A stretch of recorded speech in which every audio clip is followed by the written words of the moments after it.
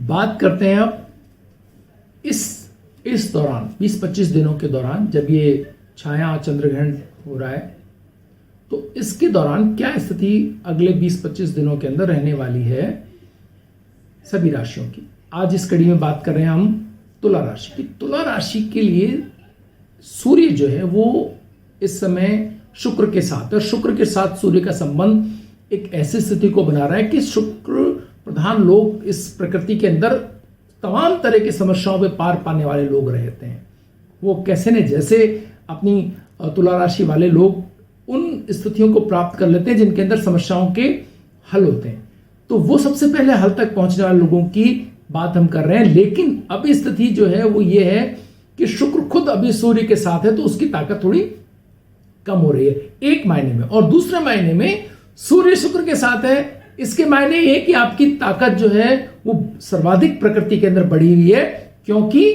सूर्य आपके साथ है। तो एक तरह से तो आपके कार्यों के परिणाम के तौर पर, धन कमाने के तौर पर हो सकता है आपकी स्थिति बहुत कमजोर हो, लेकिन लोगों की मदद करने और अपनी ताकत को प्राप्त करने और अपने विचारों को दूसरों के साथ तारतम्य में बैठाते हुए आगे बढ़ने की अगर स्थितियों की बात करें तो सर्वश्रेष्ठ स्थिति इस समय शुक्र प्रधान लोगों की बनी हुई है। तो जो भी शुक्र प्रधान लोग से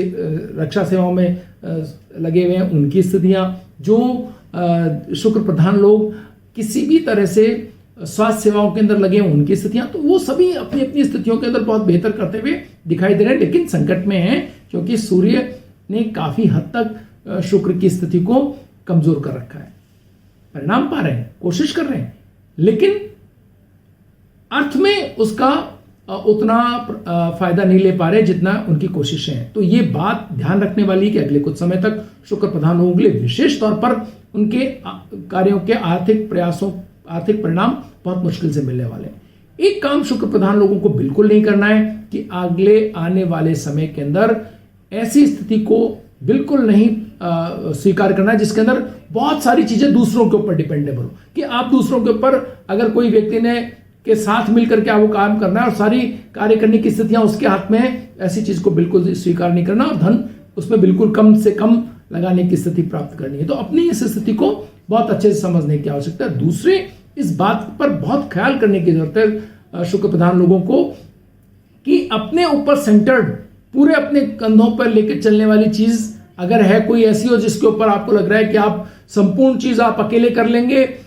तो भी आपको उसमें नहीं जाना है। यानी कि पूरी तरह डिपेंडेबल चीज नहीं खड़ी करनी है और पूरी तरह अपने ऊपर डिपेंडेबल पूरे के, तो एक थोड़े पार्ट को आप कर पा रहे हो, अगले पार्ट दूसरों को सौंप रहे हो। इस तरह की किसी स्थिति का अगर आपको सामना आर्थिक नियोजन करते हैं तो ज्यादा अच्छी स्थिति है।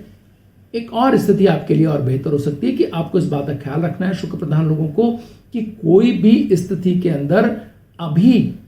ऐसी योजनाओं को नहीं तैयार करना है जो गवर्नमेंट पे आधारित है। नहीं, सरकार से जुड़ी हुई योजनाओं के अंदर बहुत विश्वासपूर्ण तरीके से आपको नहीं जाना है। सूर्य यहां पर शुक्र की स्थिति को कमजोर किए हुए हैं। शुक्र सूर्य के साथ होने के कारण गवर्नमेंट से मिलने वाले लाभ या उनकी योजनाओं से मिलने वाले लाभों की स्थिति को अचानक घटनाक्रम के अंदर परिस्थिति बदलने से लाभों में कमी के तौर पर आप देख सकते हैं। तो इसका बहुत ख्याल करने की आपको आवश्यकता है। अगर चाहें तो दूध, यानी दूध से बने हुए पदार्थों का अगर आप दान करते हैं तो एक बहुत बेहतर स्थिति आपको प्राप्त हो सकती है। चावल का आप दान करते हैं तो आपको स्थिति बहुत अच्छी प्राप्त हो सकती है कि उन लोगों के लिए, बच्चों के लिए, छोटे बच्चे, वृद्ध लोगों के लिए अगर आप दूध से बने हुए पदार्थों को अगर आप दान करते हैं तो आपको अच्छी स्थिति मिल सकती है आगामी कुछ समय के लिए। एक और बात है कि आपको इस बात का ख्याल रखना है कि किसी भी स्थिति के अंदर आपको ऐसे स्थानों की यात्रा या ऐसी जगहों पर नहीं जाना है जहां पर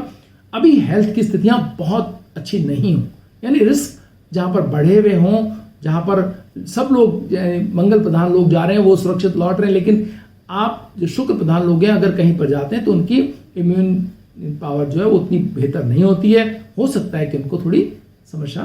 आ जाए, तो बहुत समझदारी से अपनी इस चीज का ख्याल करने की आवश्यकता है।